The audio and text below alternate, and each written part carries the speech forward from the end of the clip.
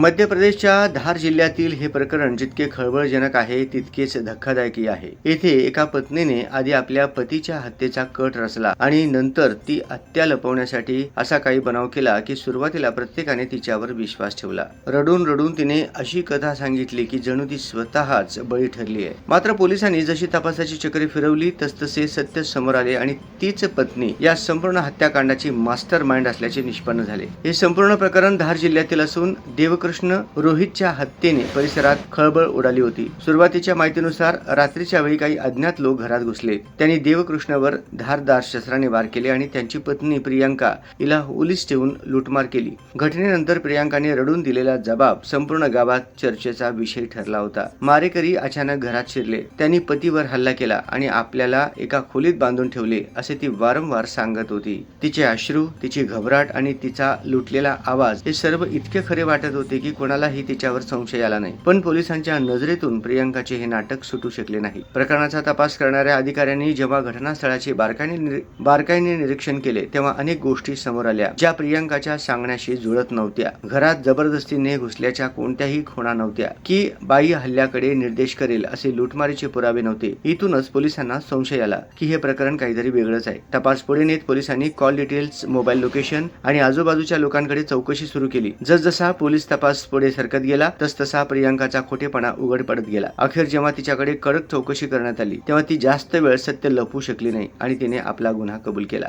प्रियांकाचे तिच्याच गावातील कमलेश नावाच्या तरुणाशी प्रेमसंबंध होते। गेल्या अनेक वर्षापासून दोघे एकमेकांच्या संपर्कात होते। याच नात्यामुळे पती पत्नीमध्ये वारंवार वाद होत असत। कुटुंबियांच्या म्हणण्यानुसार प्रियांका अनेकदा माहेरी निघून जात असे आणि बराच काळ तिथेच राहत असे। या संपूर्ण प्रकरणात बालविवाहाची एक धक्कादायक बाजू ही समोर आली आहे। पोलिसांच्या माहितीनुसार प्रियांका आणि देवकृष्ण यांचा विवाह झाला तेव्हा दोघेही अल्पवयीन होते। लग्नानंतर ते आपापल्या कुटुंबासह वेगळे राहत होते। जेव्हा प्रियांका सज्ञान झाली आणि तिला पतीसोबत राहण्यास सांगण्यात आले तेव्हा ती त्यासाठी तयार नव्हती। याच असहमतीचे रूपांतर हळूहळू एका धोकादायक कटात झाले। प्रियांकाने आपला प्रियकर कमलेश याच्यासोबत मिळून देवकृष्णला वाटेतून हटवण्याची योजना आखली। ही योजना इतकी सुनियोजित होती की तिला लुटीच्या घटनेचे रूप देण्याचा प्रयत्न केला गेला। कमलेशने आपल्या सुरेंद्र नावाच्या साथीदाराला या हत्येसाठी सुमारे 1 लाख रुपयांची सुपारी दिली होती। घटनेच्या रात्री सर्व काही प्लॅन नुसार घडले। सुरेंद्र घरात शिरला आणि झोपलेल्या देवकृष्णवर धारदार शस्त्राने वार केले। हत्येनंतर प्रियांकाला बांधून ठेवण्यात आले जेणेकरून ती देखील या घटनेची बळी ठरली आहे असे दाखवता येईल।